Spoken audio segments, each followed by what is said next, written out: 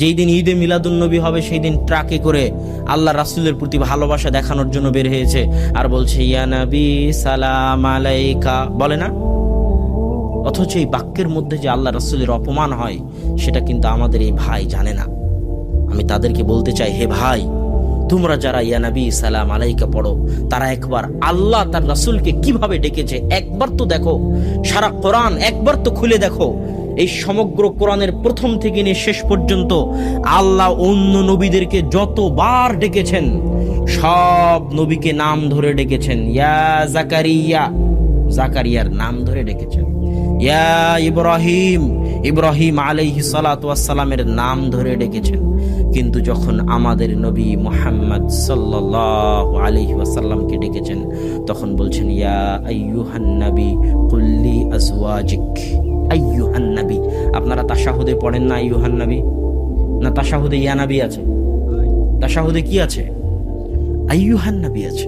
তাহলে ইয়া নবী আর আইয়ুহান নবীর মধ্যে পার্থক্য কি? আমি আপনাকে বললাম এ আব্দুল্লাহ, এ আহমদ, এই ডাকের মধ্যে কোনো সম্মান আছে? কোনো সম্মান নাই।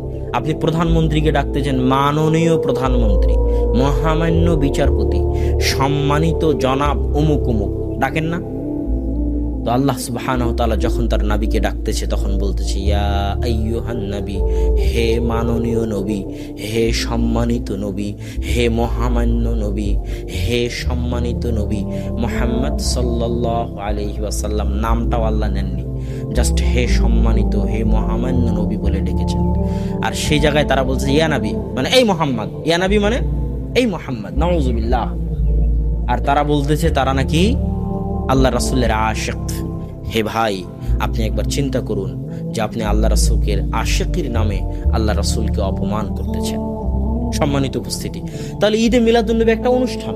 এই অনুষ্ঠানের মধ্যে যখন আমি দিনকে সীমাবদ্ধ করে দিলাম, ঈদে মিলাদুন্নবী শেষ, ইসলামও শেষ।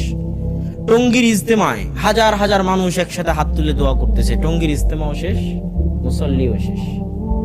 তো ইসলামকেও যদি ধ্বংস করতে চান সেটাকে কার মধ্যে সীমাবদ্ধ করে দিতে হবে? অনুষ্ঠানের মধ্যে। ঠিক দাওয়াতকে যদি ধ্বংস করতে চান, দাওয়াতকে কার মধ্যে সীমাবদ্ধ করতে হবে? অনুষ্ঠানের মধ্যে।